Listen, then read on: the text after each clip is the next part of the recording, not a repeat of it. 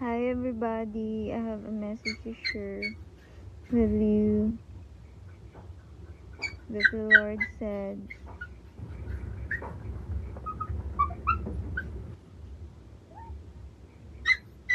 do not grow weary,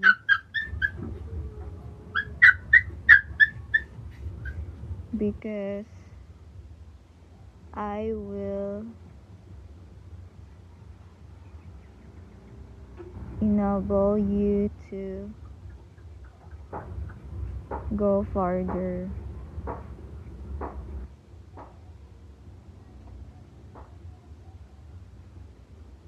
Come close to me and spend more time to me. Depart from evil and do good things in my sight.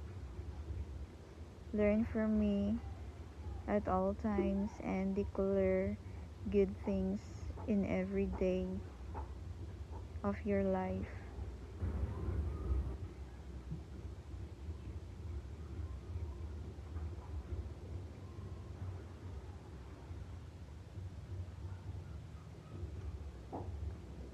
Glorify me at all times and